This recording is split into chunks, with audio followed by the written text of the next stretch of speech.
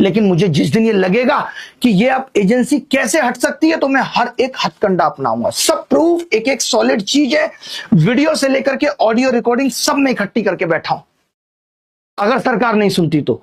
अब 6 तारीख को आपको पता होगा कि 6 तारीख को डीसीपी ऑफिस से हमें परमिशन मिली कि 150 लोग आकर के आप जंतर मंतर पे बैठ करके अपनी आवाज उठा सकते हैं।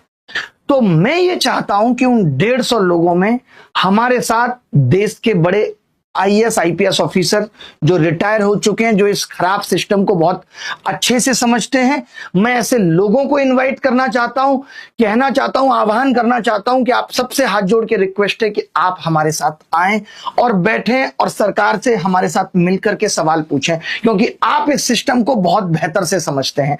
मैं देश के उन एमपी से रिक्वेस्ट करना चाहता हूं जो सच में इसीलिए एमपी बने कि हम समाज को सुधारना चाहते हैं।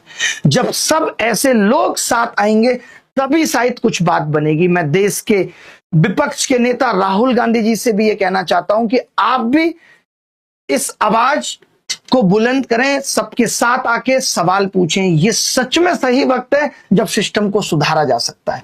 हम अब और कितना इंतजार करेंगे। मैं ये चाहता हूं कि मेरे लिए लड़ाई आखिरी हो।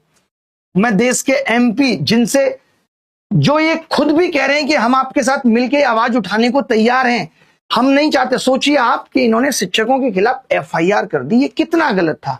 क्या कोई बता सकता है, क्या कोई एक ऐसा प्रूफ दिखा सकता है कि किसी शिक्षक ने कोई उत्पात मचाया हो? कोई बता सकता है किसी से गलत शब्द का इस्तेमाल किया हो जिसके बेसिस पे आपने एफआईआर कर दी?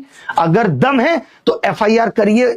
जो लोग ये करप्शन कर रहे हैं उसके लिए एफआईआर कराने के लिए लोग चिल्लाते रहते हैं पेपर लीक हो गया है, ये पेपर माफिया है जिसने लीक किया है, और सालों तक एफआईआर नहीं हो पाती है। और यहां एक शिक्षक जो आराम से अपनी आवाज उठा रहा था, आपने उसको डिटेन करके पुलिस थाने में बिठा दिया। और कब तक आप ऐसे आवाज दबा देंगे?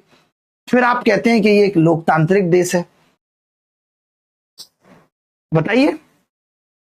तो 6 तारीख को अगर हम 3 घंटे के लिए भी जंतर मंतर पे बैठ रहे हैं तो मेरी सबसे गुजारिश है, मैं अब कितनों के नाम लूं, बहुत सारे सांसद हैं। एक सबसे यंगेस्ट सांसद हैं पुष्पेंद्र सरोज जी।